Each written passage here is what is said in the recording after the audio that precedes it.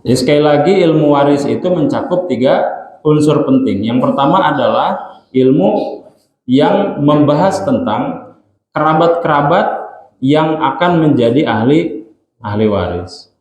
Yang kedua adalah tentang apa saja sih, berapa bagian yang menjadi nantinya akan menjadi pembagi dari harta si yang menjadi pewaris gitu ya. Jadi berapa bagian-bagiannya yang akan didapatkan ahli waris itu juga dibahas di dalam ilmu waris. Dan yang ketiga adalah bagaimana cara menghitungnya. Nanti kita akan kasusnya ini dari mulai level 1, 2, 3 dan seterusnya. Karena nanti cukup makin ke sana makin rumit nanti soalnya, Pak. Secara basic bahwa ilmu waris itu secara sederhana adalah perpindahan harta dari seseorang ke orang lain. Secara sederhana begitu, Pak. Jadi waris itu adalah perpindahan dari harta seseorang ke orang lain. Dalam hal ini adalah ahli waris. Bahkan Imam Syafi'i berkata tentang waris ini, Pak. Jangan salah ya. Kalau ada seorang mayit, entah itu bapak kita, entah itu nanti anak kita atau istri kita, suami, kalau mereka mempunyai hutang, itu pun diwariskan. Jangan berasumsi bahwa yang diwariskan cuma harta, enggak. Hutang sendiri itu diwariskan. Makanya kenapa pada saat ada yang meninggal, yang MC itu kan biasanya menyampaikan bagi orang yang memang memiliki keterkaitan hutang piutang dengan si mayit gitu, almarhum atau almarhumah, silahkan datang kepada ahli waris. Di dalam ilmu syariat itu memang sudah tepat itu, Pak. Karena bukan hanya harta yang diwariskan, tetapi hutang pun itu diwariskan. Jangan cuma ambil hartanya aja gitu. Nanti kasusnya begini, Pak, ada nanti. Kita akan bahas. Ini sempilan aja. Bagaimana kalau harta yang diwariskan itu lebih sedikit dari hutangnya, atau hutangnya lebih besar nanti dari harta yang diwariskan, itu nanti bagaimana hukumnya dan bagaimana si ahli waris nanti menyikapinya. Ada nanti tersendiri bagian itu. Mudah-mudahan nanti kita bisa sampai ke sana. Nah, kenapa malam hari ini kita membahas tentang waris? Ini sesuai janji saya di subuh kemarin ya, subuh waktu subuh Ramadan ya. Itu membahas tentang surat An-Nisa. Diawali pembahasan itu dari bahwa ada yang disebut dengan mahram, bukan muhrim. Yang benar adalah mahram, bukan muhrim. Kenapa begitu? Karena kalau muhrim itu asal katanya dari ahrama yuhrimu ihraman fahuwa muhrimun. Ahrama itu nanti ujungnya menjadi orang yang ihram. Jadi orang yang sedang berihram itu namanya muhrim. Muhrimun itu orang berihram. Sedangkan yang kita maksud adalah orang yang haram untuk dinikahi, maka disebut dengan mahram. Begitu ya. Jadi orang yang haram untuk dinikahi itu ada tiga golongan, dari nasab, dari pernikahan, dan yang ketiga adalah dari sepersusuan. Ini saya ulangi ya supaya ingat. Dari apa tadi? Nasab. Nah, nasab ini siapa? Ayah, ibu. Kalau kita laki-laki berarti ke ibu haram. Di atasnya ibu ada siapa? Nenek juga haram. Ke atasnya kalau ada uyut, nah itu juga haram. Kemudian ke bawah nasab, anak. Kita punya anak perempuan, maka anak perempuan itu haram. Anak dari anak kita, cucu, kesananya haram. Gitu ya. Kemudian siapa lagi? Ke saudara dari ayah atau ibu. Berarti mamang atau uak dari ayah dan ibu. Nah, itu juga haram. Secara langsung ya, bukan istri atau suami dari mamang, itu sudah lain tuh. Itu sudah lain. Kita punya ayah punya saudara kandung laki-laki. Nah, kemudian menikah dengan orang lain, berarti kan bibi kita. Nah, bibi kita ini statusnya orang lain, dia bukan mahram, begitu. Ya orang lain. Main ajar, boleh, gitu ya. Kemudian siapa lagi? Uwa kita ya, uwa. Baik, jadi baik adik maupun kakak dari orang tua kita itu haram untuk dinikahi, gitu. Yang secara langsung. Tapi kalau sebelah, boleh. Nah, tapi nanti ada kaitannya dengan kemarin sudah saya sampaikan bahwa ada mahram mu'abbad, ada mahram mu'aqqad.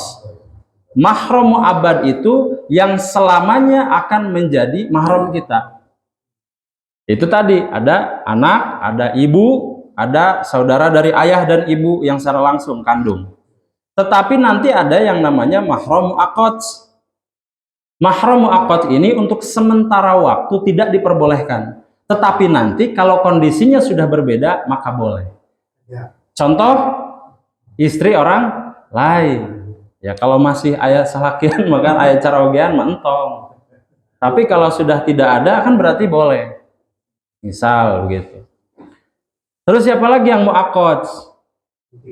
Adik ipar. Jadi kalau kita misalnya menikahi kakaknya, adiknya ternyata sama-sama cantik misalnya, itu tidak boleh berbarengan. Harus satunya kita cerai dulu atau meninggal dulu, baru kemudian boleh. Tidak boleh langsung bareng. Kalau dicerai dulu.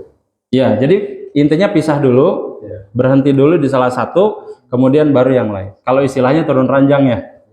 Itu kalau di kita mah istilahnya begitu. Makanya kenapa ada istilah turun ranjang, tidak sama-sama naik ranjang. Nah, gitu. Maksudnya begitu. Karena harus salah satunya harus berpisah dulu. Itu salah satunya. Jadi memang ada mu'aqqad tadi, kemudian ada mu'abbad. Itu difahami ya? Ya. Kalau dua-duanya menikah Itu yang nggak boleh, Pak. Itu yang nggak. Secara bersamaan nggak boleh, Pak ya. Itu ada hikmahnya, Pak. Karena memang nanti banyak terjadi konflik. Itu potensi konfliknya besar, Pak. Besar sekali itu. Makanya agama itu janganlah gitu, melarang itu. Itu. Kemudian yang ketiganya adalah, keduanya adalah dari pernikahan. Mahram dari pernikahan berarti istri. Nah, itu mahram dari pernikahan. Kemudian dari sepersusuan. Jadi kalau dulu kan ada tuh zaman Nabi, zaman bangsa Arab dulu itu boleh menyusui anak orang lain. Ada jasanya gitu, ada jasa untuk menyusui anak orang lain. Tapi kan itu sudah dihapus, sudah dimansuh itu Pak. Ajaran seperti itu tidak ada. Tapi kalaupun di satu case tertentu masih ada, maka berarti anak dari orang yang menyusui kita itu tidak boleh kita nikahi. Gitu. Misalnya mak sepersusuan kita punya anak perempuan, itu nggak boleh. Dan turunannya nanti sama saja dengan saudara kandung hukumnya. Itu tidak boleh. Itu satu darah. Itu ya. Itu dari sisi mahram. Nah, diturunkanlah hukum ini menjadi hukum waris. Dua diambil, satu dibuang, Pak. Nah, dua diambil yang mana? Yang pernikahan dengan nasab, itu diambil ke hukum waris. Sedangkan yang sepersusuan itu tidak diambil. Ditambah satu nanti namanya wala. Wala itu adalah orang yang kita merdekakan. Jadi nanti ada, kalau misalnya ada orang yang kita merdekakan, maka orang yang kita merdekakan itu berhak nanti. Kita berhak mendapatkan waris dari orang itu. Nah ini nanti Pak. Wah ini sudah mantap. Sabar. Baik, kita lanjut dulu. Apa dalil tentang waris ini? Kalau ibadah yang lain Pak, contoh sholat. Sholat itu tidak ada secara spesifik penyebutan waktu setiap sholat, misalkan duhur, asar, maghrib, Isya dengan subuh di Al-Quran secara gamblang, bahwa ini waktu duhur, namanya disebutkan zuhri misalkan gitu kan, itu tidak ada Pak. 5 waktu itu tidak ada. Dapatnya di mana 5 waktu itu? Dari penjelasan Nabi. Berarti diturunkan ke hadis. Sholat yang sebegitu pentingnya itu tidak disebutkan secara spesifik di Al-Quran terkait waktu-waktunya. Hanya isyarat saja, kemudian ditafsirkan oleh Nabi kama ra'aitumuni usolli, itu solu kama ra'aitumuni usolli. Artinya memang ibadah sholat sendiri itu tidak spesifik. Tetapi kalau ilmu waris, Allah sendiri yang langsung membagi bagian warisnya. Dan ini dituangkan dalilnya di surat An-Nisa ayat 7, 11, 12, kemudian 176. Secara sederhana Pak, secara sederhana saya bagi begini.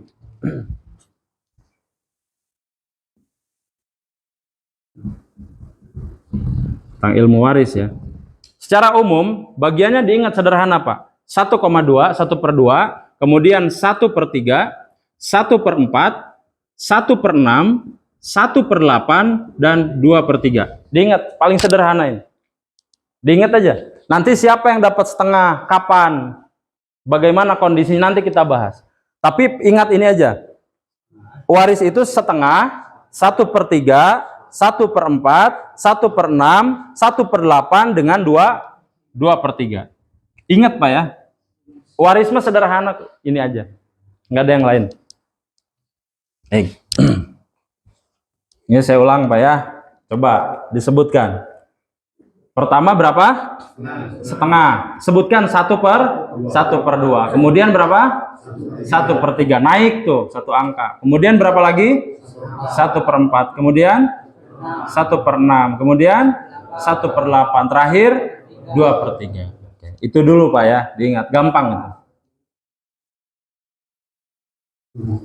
Baik, sekarang siapa yang boleh menerima waris? Siapa? Pertama dari golongan laki-laki dulu. Terdiri dari ayah, kemudian anak laki-laki, kemudian saudara laki-laki, kemudian paman dan kakek. Kakek dapat Pak. Nanti kita bahas lebih lanjut. Itu dulu ya. Kemudian perempuan siapa? Ibu, kemudian anak perempuan, saudara perempuan, dan nenek. Itu dari hubungan darah. Kita nggak ngomongin hubungan pernikahan dulu, suami atau istri. Ini secara hubungan darah. Ada, kalau dari golongan laki-laki tadi ada ayah, anak laki-laki kita, saudara laki-laki, paman, dan kakek. Itu, diingat itu, gampang. Kemudian dari golongan perempuan, siapa? Berarti ada ibu, yang nasab, dari turunan dari tadi Pak. Nasab, pertama adalah anak, ibu, yang kedua adalah anak perempuan, kemudian saudara perempuan, dan terakhir nenek. Nenek kita itu dapat Pak. Kemudian di garis hubungan dari perkawinan, jelas istri atau suami. Ya, kalau istri berarti suami, kalau suami berarti istri, itu yang dapat. Sederhananya begitu. Jadi makanya saya bilang tadi, dari 3 itu sepersusuan dibuang Pak. Diambil hubungan darahnya, nasab itu tetap ada di waris. Yang keduanya adalah dari sisi pernikahan tetap ada, begitu. Nanti kompleksnya begini, misalnya istrinya bagaimana kalau lebih dari 1. Bagaimana hukumnya atau dibaginya bagaimana, itu nanti pembahasan tersendiri. Nah, kita mulai masuk ke kelompok ahli waris. Kita bagi 2 Pak. Di kelompok ahli waris itu ada yang disebut dengan kelihatan nggak Pak? Ashabul furud. Nah. Yang kedua adalah asobah. Ini saya sederhanakan Pak ya. Diingat nih, diingat Pak. Ashabul furud itu adalah orang-orang yang sudah Allah tetapkan di dalam Al-Quran pembagiannya. Berapa? Yang atas ini Pak. 1/2, 1/3, 1/4, 1/6, 1/8, 2/3. Ini namanya ashabul furud. Orang-orang yang sudah Allah tetapkan dapatnya sekian jatahnya. Siapa yang membagi ini? Allah langsung. Di surat An-Nisa dari ayat 7 sampai 12 tadi ditambah 176. Gitu ya. Ashabul furud namanya. Yang kedua disebut dengan asobah. Asobah itu adalah orang yang akan mendapatkan sisa. Nanti golongan laki-laki Pak itu semua mendapatkan sisa. Kalau ada sisa dapat banyak. Kalau nggak ada ya memang nggak ada gitu. Jadi sekalinya dapat nanti banyak, sekalinya nggak ada ya gigit jari Pak. Ada gitu. Ini ya. Jadi ada ashabul furud, ada asobah. Jadi asobah ini orang yang mendapatkan sisa. Kalau ini yang sudah ditentukan. Kuncinya ini Pak. Nanti harus diingat sampai akhir materi ini. Kalau saya rangkum di sini itu sekitar kita ada 4 sampai 6 pertemuan ngebahas khusus tentang ini. Di akhir nanti banyak latihan soal-soal. Nah, barangkali ada nanti case-case yang Bapak yang udah ngalamin gitu. Nah, kita tulis nanti seperti apa. Ini kunci Pak. 1, ini furud. Furud itu adalah bagian-bagiannya. Diingat ini. Kemudian nanti ashabul furud. Orang yang sudah ditetapkan oleh Allah pembagiannya. Contoh sederhana. Setengah. Kapan setengah ini?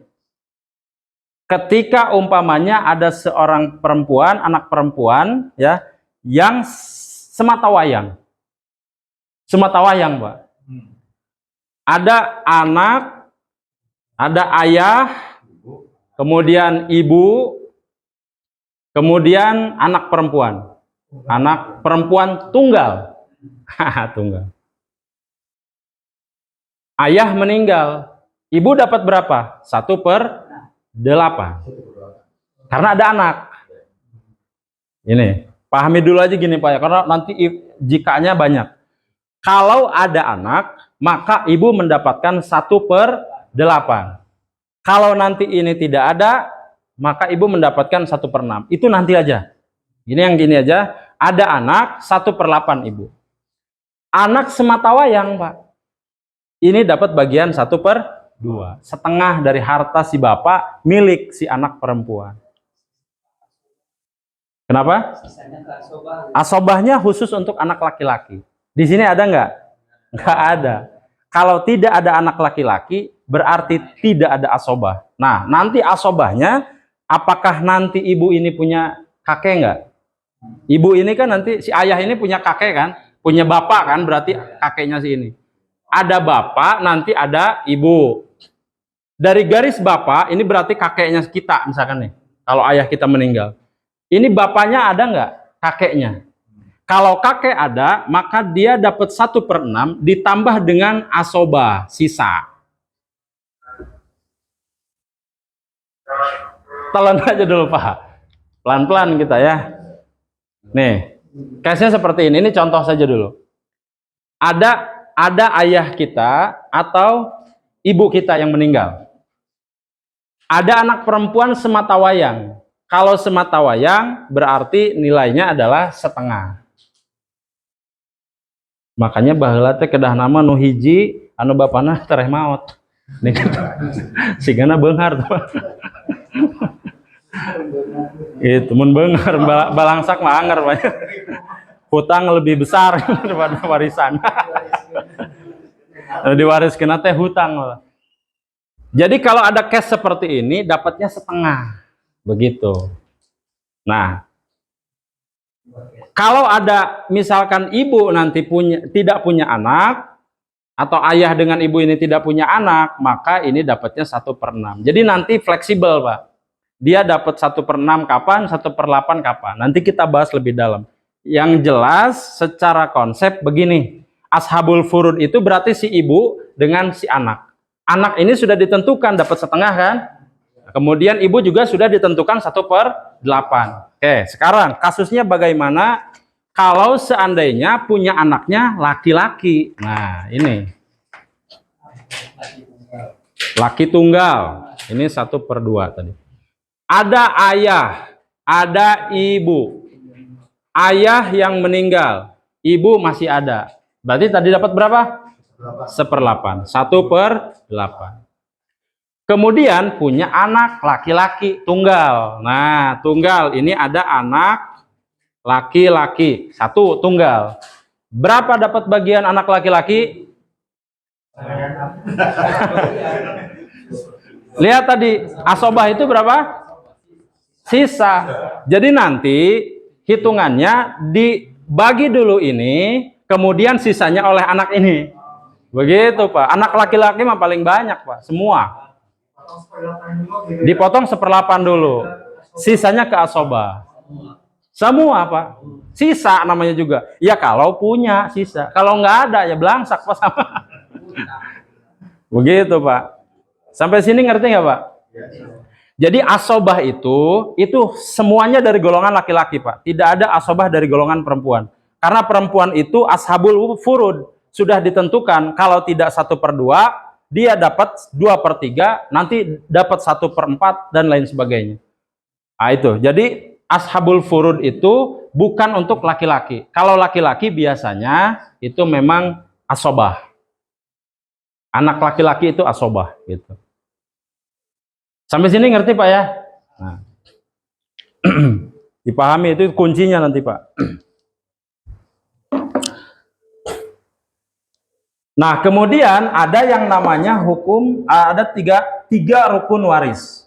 Ada 3 rukun waris. Ini diingat. Ini gampang kok Pak diingatnya. Yang pertama adalah al-muwaris. Nomor 4 tuh. Al-muwaris itu adalah ada orang yang mewariskan harta. Ya kalau nggak ada apa yang diwariskan kan? Berarti satu rukunnya adalah ada orang yang mewariskan. Yang kedua ada harta yang diwariskan. Dan yang ketiga ada orang yang akan diwarisi atau ahli waris. Jadi ada orang yang mewariskan, ada harta yang diwariskan, dan ada orang yang menerima waris. 3 berarti itu. Kalau tidak ada salah satu dari itu maka batal. Misalnya ada orang yang meninggal, berarti ada orang yang akan mewariskan kan, ada pewaris. Ternyata tidak ada harta yang tidak jadi itu Pak. Tidak jadi itu karena harus ada harta yang diwariskan. Oke. Berikutnya. Waris itu dilaksanakan setelah perkara-perkara yang 4 ini diselesaikan. Yang pertama apa? Misalnya ada hutang. Kalau si waris punya hutang, maka wajib ditunaikan dulu. Jangan ngomongin warisan dulu. Tunaikan dulu hutang si pewaris ini atau almarhum almarhumah. Ditunaikan dulu itu. Kemudian yang kedua apa? Kalau ada biaya perawatan dari si mayit atau almarhum almarhumah selama sakit. Hitung itu. Berapa misalkan biaya perawatan itu? Dibagi itu. Misalnya sederhana aja. Misalkan 5.000 gitu. Nah itu harus dikurangi dulu itu. Jadi waris itu di ujung setelah dikurangi biaya-biaya ini. Kemudian kalau seandainya ada wasiat dari pewaris, umpama ini mau umpama. Kalau nanti Bapak sudah meninggal, tuh tanah yang ada di sana, misalkan kasih aja ke masjid, atau untuk siapa gitu, untuk pengajian, pokoknya untuk hal-hal baik dikasih aja.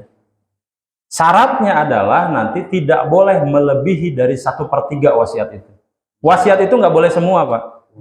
Jadi misalnya nih, Bapak kita ngomong gitu dulu, nanti kalau Bapak udah meninggal, udah semua harta kasih aja ke masjid misalkan gitu, diwakafkan aja ke masjid, nggak bisa. Wasiat itu maksimal 1/3 Pak, nggak boleh semua. Jadi sederhananya, kalau misalnya Bapak kita punya harta 100 juta, ini dalam gampangnya saja ya, dalam rupiah, kalau punya 100 juta misalkan, berarti 30 jutaan itu yang boleh maksimal Pak itu diwasiatkan. Gitu. Kalau tidak, maka tidak sah gitu. Kalau misalnya semua dihibahkan nggak boleh. Gitu. Dan kata Nabi 1/3 itu sudah banyak, kasir kata Nabi. Sampai sini paham nggak Pak? Jadi tidak boleh membagi harta warisan kecuali perkara-perkara terkait dengan mayit ini diselesaikan. Hutang piutangnya, biaya berobatnya, kemudian kalau ada wasiat dari pewaris yang memang harus ditunaikan, itu semua harus ditunaikan dulu.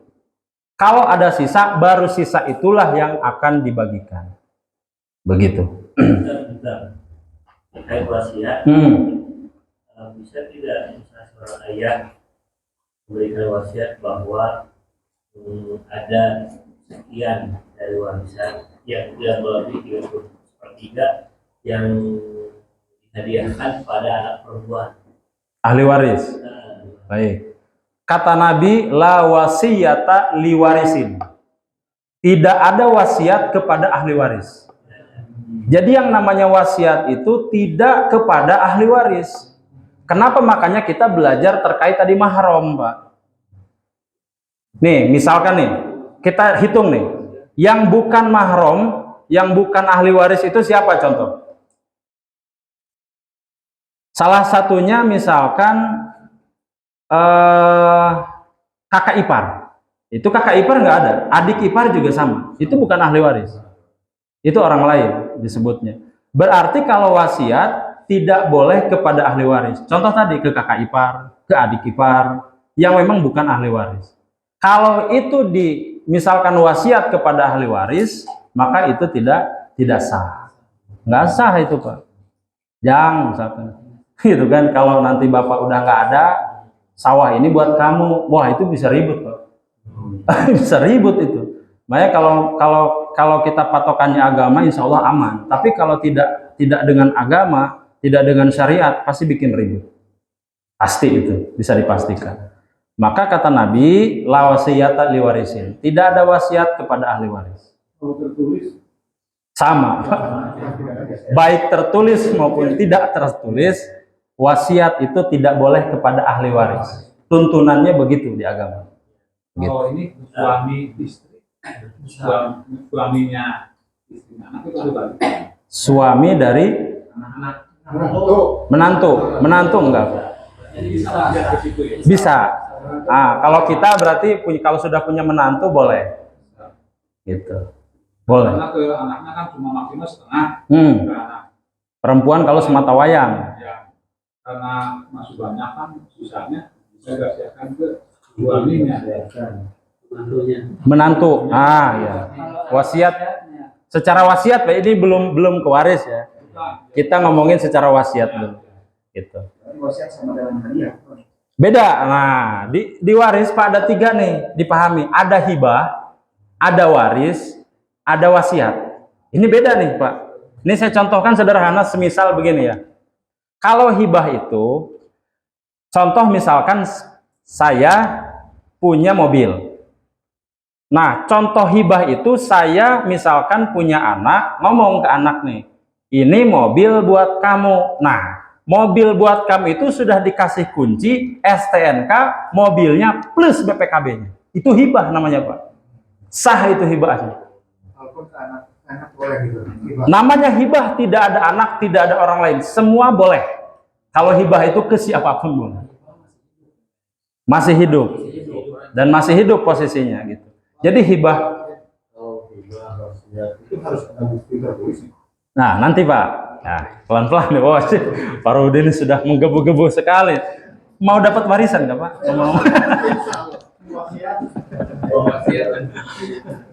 Nah, seru kayaknya, Pak ya. Kita bedakan dulu nih. Pertama, hibah itu tidak berbatas orang dan waktu. Nggak baik hidup maupun nanti sudah meninggal, tidak ada urusan. Hibah mah itu bebas, ya. Tadi saya umpamakan begitu ya. Hibah itu kita mau ngasih mobil, mobilnya dikasih plus kuncinya, plus STNK-nya, plus BPKB-nya. Yang menjadi masalah di kita itu biasanya mewakafkan, menghibahkan sertifikatnya entar. Itu yang masalah, Pak. Masih di Pak atau di mana? Itu yang menjadi masalah di kita itu, pada saat menghibahkan sesuatu tidak full semua. Tanahnya mah iya sudah diwakafkan, sertifikatnya entah di mana atau belum dibuat. Belum ada. Seharusnya nggak sah, Pak. Seharusnya nggak sah. Karena seharusnya yang namanya hibah itu sudah tidak ada embel-embel di belakang. Harusnya begitu. Pasti. Kenapa agama begitu, Pak? Karena memang ada potensi masalah di kemudian hari. Kalau tidak segera diselesaikan, surat-suratnya diadakan, maka kemungkinan di kemudian hari, leheng ayeuna mah Pak masih kene aya orang-orang nanti. Pamitos mararawat kumaha bade naros kasaha urang. Jangan cek bapak itu diteang gitu kemana misalkan. Ternyata tos mawat kumaha. Eta nu sering bermasalah di kita itu Pak. Tidak segera diurus terkait dokumen. Sehingga di kemudian hari wah henteu iraha cenah. Urang mah teu ngadangu cenah baheula lagi bapak urang teh kitu. Wah, jadi mengarang bebas tuh Pak. Mengumpulkan semua orang-orang terkait sudah susah karena nggak ada. Begitu Pak ya. Jadi ini penting sekali. Penting sekali kalau kita berhibah maka semua dokumen kalau memang ada dokumen harus diserahkan. Itu terkait hibah.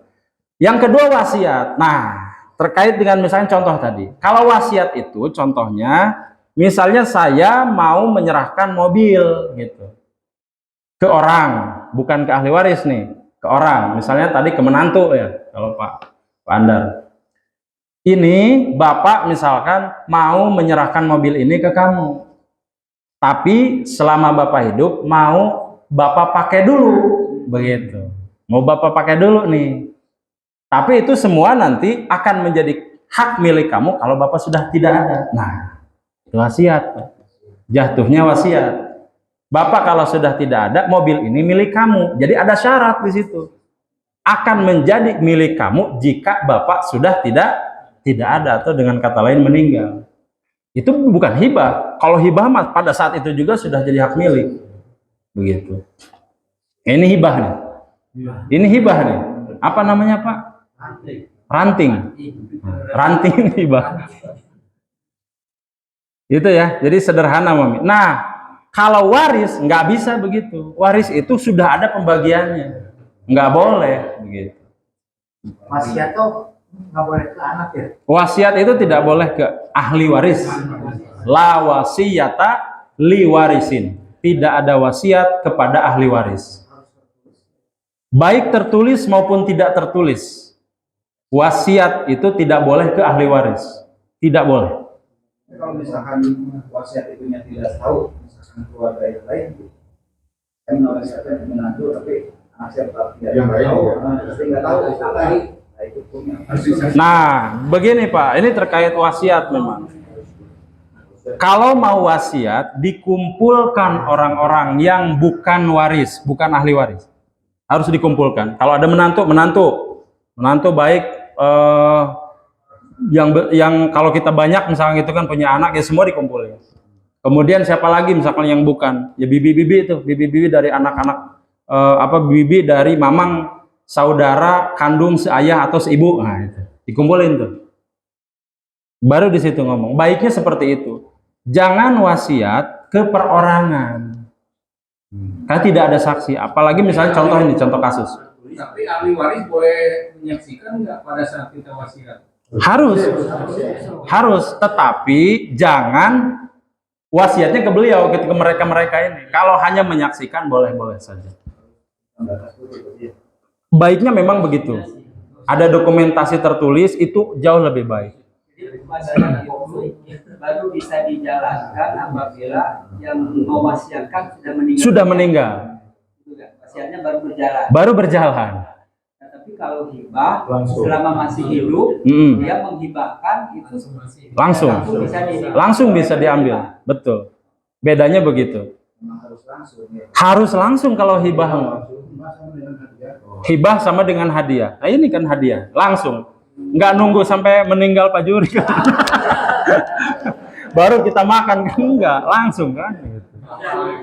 Dalam beberapa budaya Jawa seringkali petirasan orang tua itu secara otomatis itu juga dalam hal ini sudah berlaku lama lah beberapa daerah. Nah ini harapannya apa? Baik. Ini salah satu menjadi bahasan menarik Pak, karena ini memang berkaitan dengan budaya, dan budaya ini harus kita kembalikan kepada syariat. Apakah masuk nggak ke syariat? Kalau tidak, berarti budaya ini yang keliru dan harus kita luruskan. Memang ada kasus banyak di kita itu, kalau anak perempuan terakhir itu biasanya yang mengurusi orang tua, sehingga pada satu waktu orang tua misalkan ngomong nih gitu kan, udah misalkan ibu atau bapak ridho sama kamu, nanti kalau bapak atau ibu sudah tidak ada, rumah ini udah menjadi milik kamu. Secara hukum syariat bagaimana? Nggak bisa. Nggak bisa, Pak. Hibah kan bisa dihibah. Kenapa? Nah, jadi begini, hibah itu kembali ke 1/3. Maksimal 1/3 tadi. Jadi tidak bisa, jadi harus dihitung dulu. Nggak bisa langsung menentukan ini punya, nanti ini rumah kamu, nggak bisa. Kalau misalkan mau seperti itu, dikumpulkan dulu, dihitung dulu semua harta itu kira-kira berapa, ada nggak 1/3-nya? Jadi balik lagi ke sana. Kalau memang itu masih bisa masuk ke sana. Tetapi kalau tidak, nggak bisa. Tapi kalau kakak-kakaknya merelakan, Itu yang jadi masalah, Pak. Di dalam ilmu waris ada masalah terkait dengan kerelaan. Nah, ini saya lompat saja kalau begitu, Pak, ya sedikit. Masalah di kita itu misalkan begini, ada 3 laki-laki, misalkan beginilah, ini ada ayah. Ada ayah, kemudian ada ibu. Kemudian ada anak, ini kebagi nih anak. Misalnya ada 3. Ada anak laki-laki 1, ada anak perempuan, ada anak perempuan. Berarti perempuannya ada berapa? 2. Di dalam ilmu waris, anak laki-laki menempati bagiannya 2 kali lipat dibanding perempuan. Apa dalilnya? Di surat An-Nisa ayat 7. Lidzakari mislu hadzil unsayain. Bahwa bagian laki-laki itu 2 kali lipat dari perempuan. Berarti nanti hitungan warisnya ini 2, ini 1, ini 1. Gitu ya. Nah, sekarang yang meninggal ayah, ibu dapat berapa? 1/8. Ini yang meninggal ayah, ibu dapat 1/8. Dibagi dulu ini, dikurangi dulu, maksudnya dikurangi dulu ini, kemudian sisanya nanti dibagi anak-anak ini. Laki-laki 2, hitungannya berarti nanti 4 ya, hitungannya 4 jumlahnya. Hitung-hitungan urusan nanti. Nah, contoh ini misalkan anak laki-laki dapat 2, anak perempuan harusnya dapat 1, anak perempuan dapat 1. Umpama, ini umpama. Udahlah, nggak usah ngomong-ngomong misalkan syariat Islam lah. Kita udah sama-sama ikhlas aja, udah bagi 3 aja dah. Misalkan gitu kan. Gitu kan? Misalkan ini kalau kita gampangnya dalam rupiah ya, dalam rupiah. Misalkan bapak atau ayah kita itu meninggalkan harta 300 juta, misalkan. Ya, 300 juta. Dibagi aja 3 lah, dibagi rata gitu. Udah. Setelah dikurangi ibu ya. Kebagi ini hasilnya 300 juta, berarti 100 untuk ini, ya kan? 100 untuk ini, 100 untuk ini. Berarti anak laki-laki 100, anak perempuan 100, anak perempuan 1 lagi 100. Bolehkah seperti ini, Pak? Hukumnya apa? Haram. Nggak bisa. Nggak bisa, Pak, seperti ini. Ada juga yang boleh menurut syariat, dibagi dulu 2, 1, 1. Dikumpulin. Ya, dijalankan dulu syariatnya. Kumpulin, nih. Ini memang harus orang yang tahu ahli tentang waris ya. Dikasih tahu tuh, kamu ke laki-laki ini, bagiannya 2. Kalau 300 juta, berarti dapatnya berapa? Nah, ini dibagi ya. Ini misalkan, ini anak perempuan ini berarti 300 bagi 4 kan? Ada koma, gampangnya aja, kita gampangin aja berarti ya. 400 ya. Gitu ya? Nah, itu berarti ini dapat 200, ini dapat 100, dapat 100. Harus diberikan informasi dulu ke yang bersangkutan, kamu dapatnya 200, kamu dapatnya 100, kamu dapatnya 100. Udah clear ya? Clear. Menerima itu semua. Begitu sudah yakin menerima, kata si anak laki-laki ini yang paling gede, umpama ini cikal nih Pak, ini cikal misalnya. Dia bilang, Pak Ustadz, misalkan gitu kan, ini sudah kami terima masing-masing bagian. Tetapi karena adik-adik saya ini sepertinya masih kekurangan nih kalau segini. Saya rencananya mau membagi rata saja ke semuanya. Supaya mereka juga dapat bagian yang lebih besar. Bolehkah seperti itu? Boleh. Syariat dulu dijalankan, sisanya kerelaan gitu. Kerelaan dari orang yang akan membagikan, entah si kakaknya, entah adeknya, dari laki-laki. Ya, ini asobah kan? Tadi ingat nih Pak, asobah ini masuknya sudah bukan ke waris tetapi hibah. Begitu. Warisnya di 200, 100, 100. Itu waris, selesai sampai situ. Sisanya berarti menjadi hibah. Clear sampai sini Pak ya? Nah, yang problem di kita itu main hajar di bagian ini asasnya kerelaan, keriduan. Nggak bisa. Nggak bisa, harus dibagi dulu sesuai porsi. Setelah itu boleh gitu. Baru ngomongin kerelaan, keriduan. Begitu. Sampai sini clear nggak Pak? Jelas ya?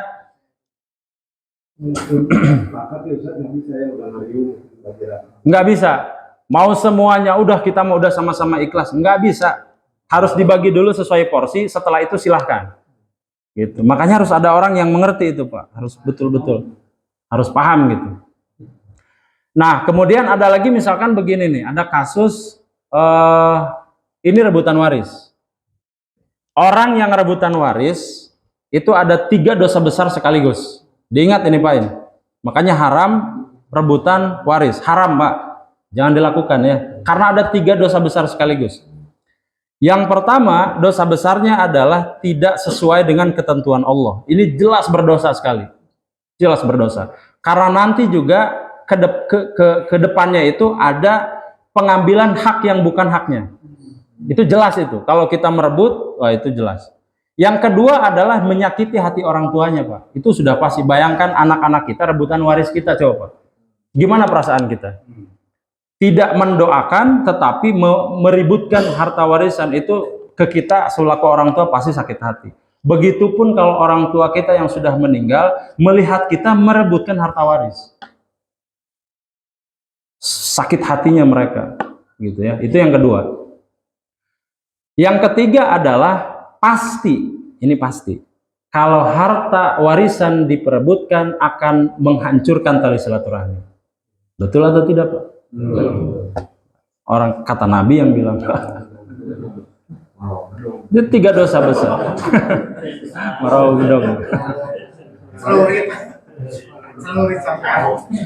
Itu kan bahaya. Dan kata ulama ini kata ulama, Pak. Kata ulama disebutkan bahwa orang yang memperebutkan harta warisan itu seperti ahli neraka yang sedang berjalan di muka bumi. Bayangkan itu, Pak. Diancamnya oleh Allah, bahkan oleh para ulama dijelaskan secara rinci, jangan berebut harta warisan, karena itu dosa besar, Pak.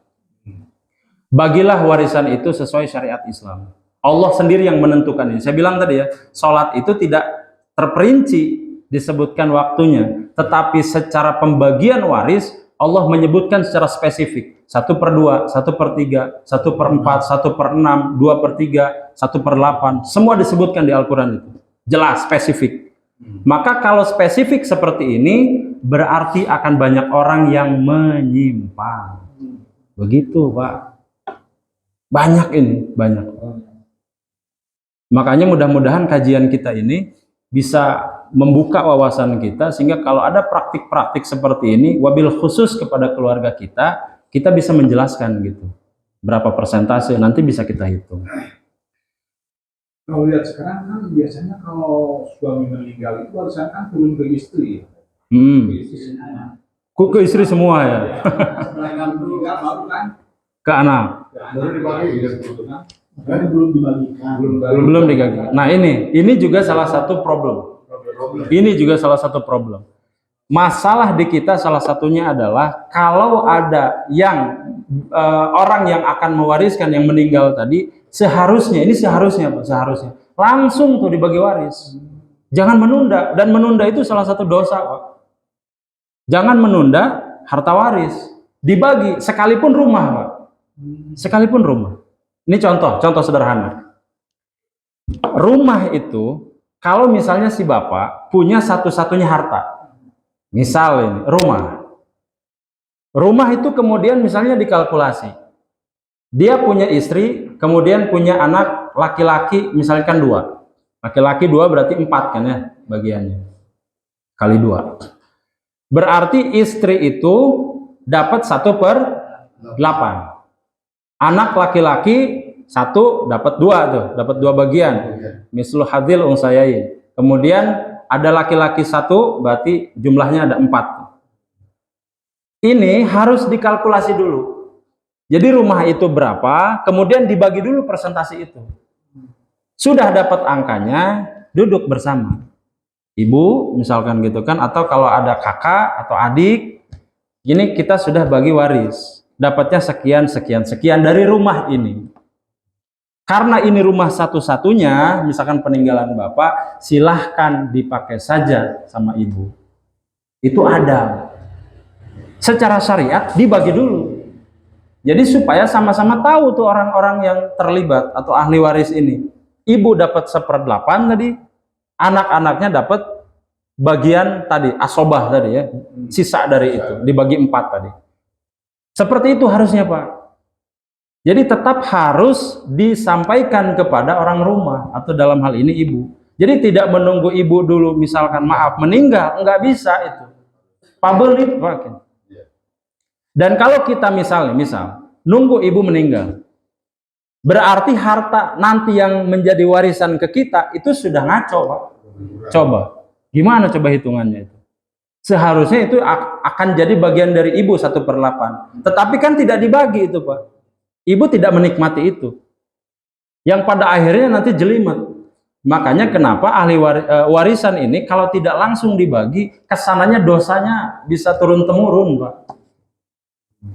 Begitu. Nah, dalam yang tadi perlu dibuatkan semacam dokumen tertulis. Yang mana Pak? Pembagian?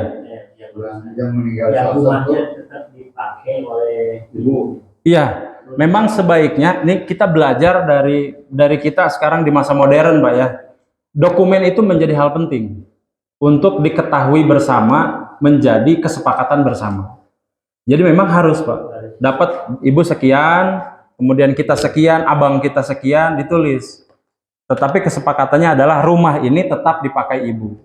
Itu karena akhlak kita ke ibu. Begitu. Nah, dengan berjalannya waktu mungkin harga rumah itu akan meningkat. Nah, ketika ternyata salah satu dari anak mati ini meninggal lebih dulu, berarti tetap nanti jatuh kewarisan anak putranya. Betul. Nah, makanya nanti ada kita belajar Pak tentang namanya mahjub Pak.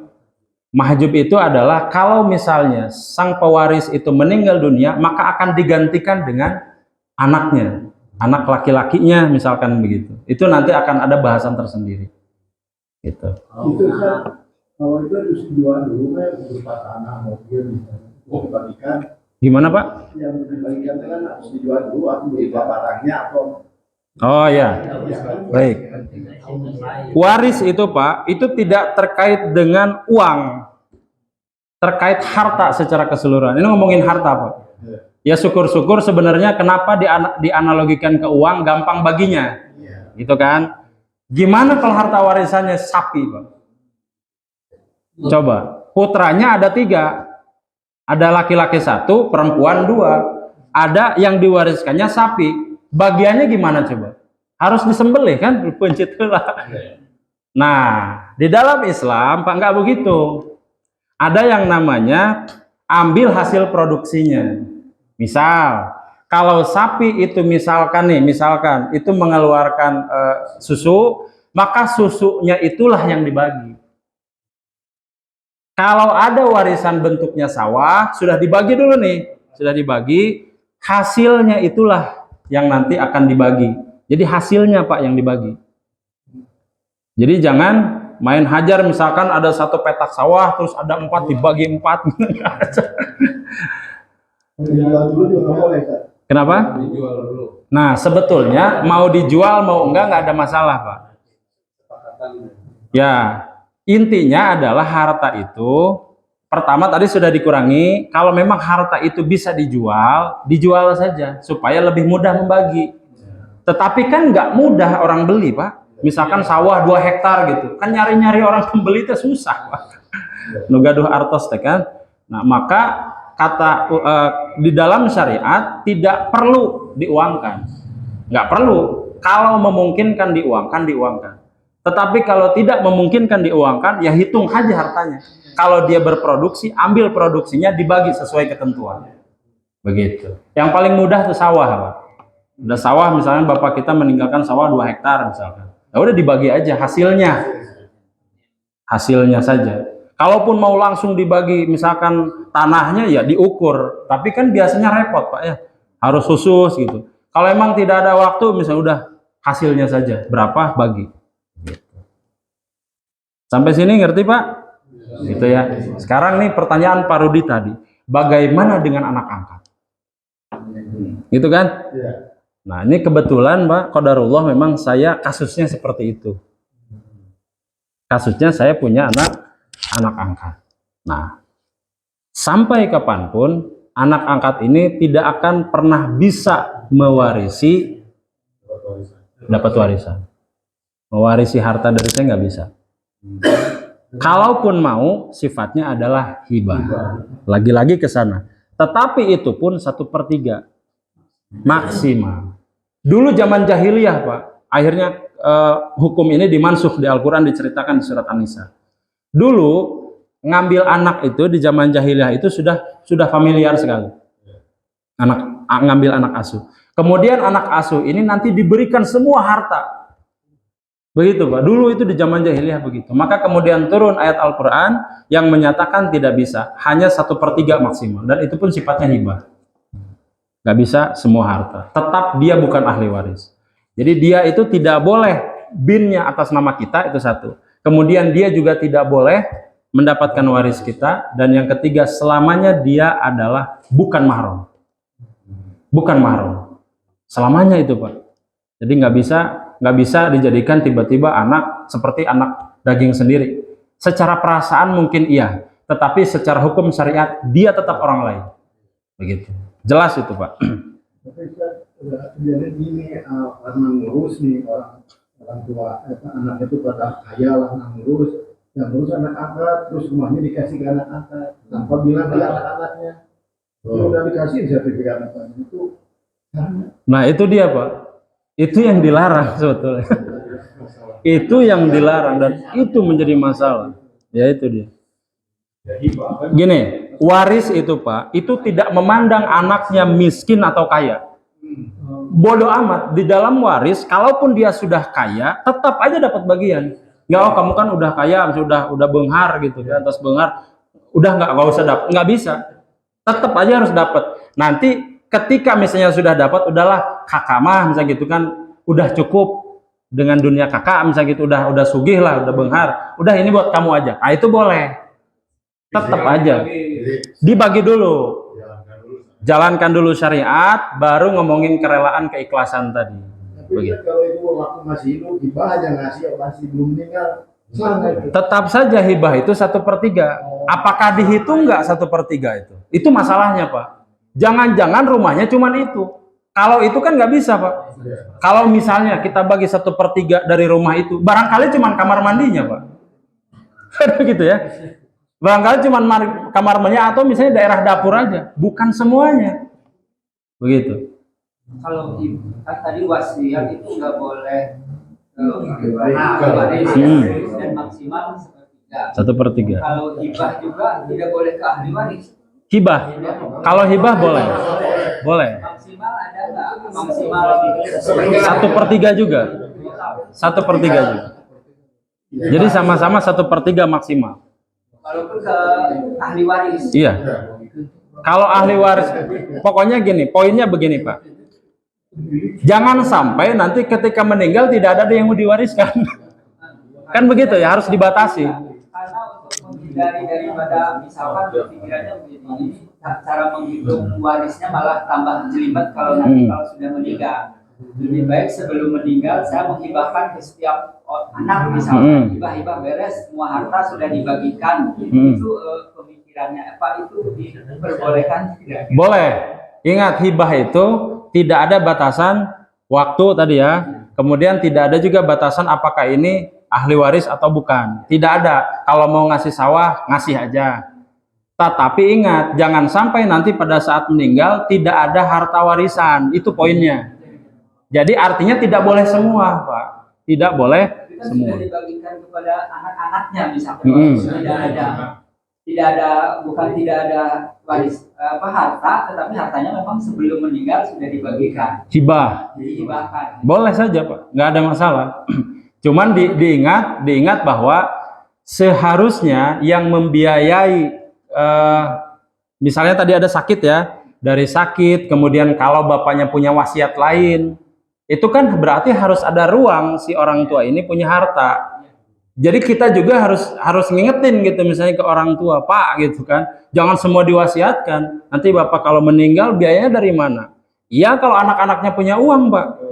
Kalau di pas kondisi nggak punya uang, itu bahaya, nanti nggak ada, malah nanti jadi jelimet. Makanya kita yang tahu, yang sudah mengaji, diingatkan itu Pak, jangan semua, nggak bisa, memang nggak boleh. Harus ada harta yang bisa diwariskan. Harus tetap, makanya kenapa ada ilmu waris, kan tadi syarat tuh. Syarat, enggak? Harus ada harta yang diwariskan. Nggak bisa dibagi. Nah, bapak dua. Adik tiri dapatnya itu. Adik tiri. Adik tiri yang muda dari warisan si bapak. Gitu. Wah ini case menarik. Wah ini. Siap. Jadi anak Istrinya dua. Istrinya dua. Yang dari muda dapatnya bagian dari yang tua gitu. Siap. Menarik ini. Memang ada bahasan pada waris itu. Bagaimana kalau istrinya lebih dari satu? Apakah dia dapat? Nah, nanti di episode berikutnya. Sudah supaya hadir Pak, supaya hadir. Siap.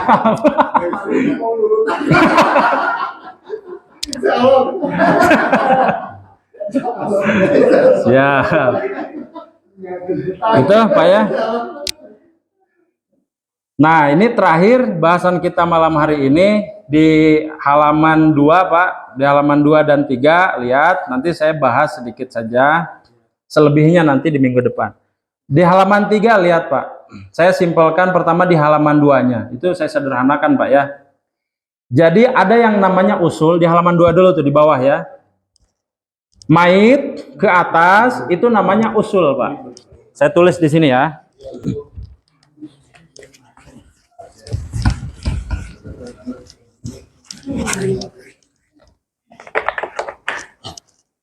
Ini mait Pak, mait. Nah ini mait. Mait ini ada ke kiri, ke kanan, kemudian ke atas, ke bawah. Kalau yang ke atas namanya usul, diingat aja nih Pak, ini usul. Kalau yang ke pinggir namanya jauziyah. Kalau yang ke kanan hawashi.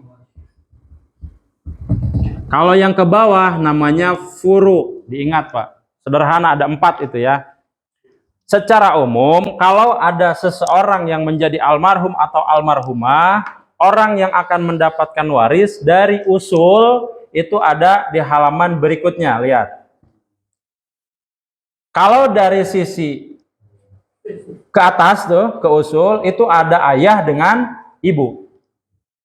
Ya, ada ayah dengan ibu. Jadi kalau bapak kita punya ayah berarti kakek kita nih. Kakek kita kemudian nanti punya kakek lagi berarti uyut ya. Uyut baik laki-laki maupun perempuan dari jalur ayah dapat waris. Dari jalur ayah loh ya. Tetapi kalau dari jalur ibu hanya nenek saja. Kakek nanti ada pembahasan sendiri. Itu ikhtilaf nanti Pak. Kalau kakek. Saya ulangi. Usul dari jalur ibu tidak mendapatkan si kakek. Yang mendapat hanyalah nenek saja. Tetapi kalau dari jalur ayah, dua-duanya dapat. Baik uyut laki-laki maupun uyut perempuan. Sampai sini bisa dipahami ya? Ini usul. Kemudian yang kedua adalah jauziyah. Jauziyah itu karena pernikahan tadi, suami atau istri. Yang ini. Gitu ya. Ada suami dan istri. Itu sudah pasti dapat. Pasti itu. Kemudian yang ke bawahnya adalah furu. Nah, furu ini adalah anak kita atau anak si bapak atau saudara kita. Bisa dia anak perempuan, bisa anak laki-laki. Nah, sekarang pertanyaannya, apakah anak dari anak perempuan dapat waris nggak? Nah, cucu dari perempuan, anak perempuan. Kita punya anak, Tidak. enggak kan? Iya, enggak. Karena di situ enggak ada kan? Enggak ada. Jadi gitu. Kita punya anak kita ada laki-laki, ada perempuan. Yang laki-laki punya anak lagi, perempuan dan laki-laki. Anak kita yang laki-laki ini, kalau dia punya keturunan, maka keturunannya itu bisa mewarisi harta kita. Tapi tidak berlaku kalau dia perempuan. Kalau perempuan, yang dapat hanya anak kita langsung. Perempuan kita. Turunan dari ke bawah nih, dari anak perempuan itu nggak dapat. Putus. Nanti ada bahasan tersendiri kalau anak perempuan kita meninggal. Itu lain. Itu masalah berbeda. Nanti kita bahas. Ya. Begitu ya. Jadi dari jalur laki-laki saja yang mendapatkan waris. Tetapi kalau dari jalur perempuan itu tidak mendapatkan waris, Pak. Hanya anak langsung saja yang mendapatkan. Kalau anak langsung kita meninggal duluan, maka yang akan mendapatkan adalah anaknya. Itu bisa. Namanya asobah nanti. Ya. Nah, sisanya adalah hawasi, Pak. Hawasi itu bapak punya saudara, baik kandung maupun seibu atau seayah. Nah, itu bisa. Tetapi itu nanti hawasi ini, Pak, itu di bagian akhir. Jadi kalau kita punya urutan jauziyah, furu, usul, baru hawasi. Jadi kalau misalnya nih ada anak kita langsung, anak laki-laki atau anak perempuan, yang ke bawahnya nggak bisa, namanya mahjub, Pak, terhalang. Kalau anak kita sudah dapat, cucu kita nggak bisa. Bisa dipahami nggak? Jadi tidak semua harta warisan kita dibagi ke semua ahli waris di bagian ini, nggak bisa, Pak. Bukan begitu. Itu habis. Potong di jalan, iya, habis di jalan nanti, Pak, itu nggak bisa. Jadi pembagiannya adalah berdasarkan tingkatan dari keakraban atau hubungan nasab. Siapa yang paling dekat dengan si mayit, itulah nanti yang akan dapat. Paling sederhana dibagi 4 bagian ini. Ada usul, ada jauziyah, ada furu, ada hawasi. Hawasi itu tingkatan terakhir. Kalau jauziyah nggak ada, furu nggak ada, usul nggak ada, baru hawasi. Urutan terakhir hawasi. Atau nanti di kes-kes tertentu akan kita bahas di minggu depan. Walau alam, Pak, barangkali itu yang bisa saya sampaikan untuk kajian malam hari ini. Masih banyak, makanya saya bilang ada 6 bahasan. Mudah-mudahan di pembuka ini lebih baru pemanasan lah. Kita belum hitung-hitungan ini, Pak, ya. Enggak. Nenek Punya kakak meninggal tapi nggak punya anak, nah warisannya ke siapa? Nah, Iya, maksudnya yang tidak atau ke siapa? siap. Ada namanya di dalam ilmu waris, Pak, ada namanya kalalah. Kalalah itu adalah orang yang tidak punya kerabat, hidup seorang diri. Umpama kalau hidup seorang diri, namanya kalalah itu, Pak, dalam ilmu waris. Tidak punya anak, tidak punya kerabat yang lain, ayah ibunya sudah meninggal semua. Pada saat meninggal hartanya maka diambil oleh Baitul Mal. Kalau di kita berarti perbendaharaan negara lah. Sama adik kakaknya Kalau masih ada berarti itu. masih ada. Kalau masih ada ya begitu. Nanti diurut tadi, Pak, istrinya ada nggak? Atau suaminya ada nggak? Kalau nggak ada turun ke furu. Furunya ada nggak, anak maksudnya? Anak punya nggak ada. Naik ke atas ke ayah. Ayah masih ada nggak? Nggak ada. Ibu nggak ada. Nini ke sana nggak ada. Berarti baru masuk ke hawasi. Ada nggak saudara kandungnya? Nah, yang diutamakan yang laki-laki dulu, Pak. Saudara kandung laki-laki ini ada nggak? Kalau nggak ada baru nanti ke perempuan. Sama dengan itu seperti Iya, nanti ada bahasan tersendiri terkait berapa saudara kandung, baik seayah atau seibu dan seterusnya. Ada, Pak. Bahkan kalau nggak ada, Pak, nanti yang saudara kandungnya ada nggak anaknya? Nah, kalau nanti diturunkan tuh, Pak. Itu nanti ada. Dan itu di ilmu waris namanya ada, kalau tidak salah, munasakhot ya. Munasakhot itu merunutkan nanti harta ini untuk siapa itu ada. Namanya munasakhot. Gitu, Pak. Walau alam, Pak, ada lagi? Cukup ya? Gimana? Nanti bisa setelah ini saja, Pak. Ya, kita tutup dulu ya. Kita secara formal ditutup dulu. Kalau ada yang mau didiskusikan dipersilahkan. Allah alam Pak, itu saja ya barangkali yang bisa saya sampaikan. Kita akan lanjut, mudah-mudahan diberikan umur panjang dan semakin banyak yang ikut ya, yang ikut kajian ini, karena ini sangat penting sekali untuk nanti diterapkan di keluarga kita masing-masing minimal ya. Allah alam, akhirul kalam, assalamualaikum warahmatullahi wabarakatuh.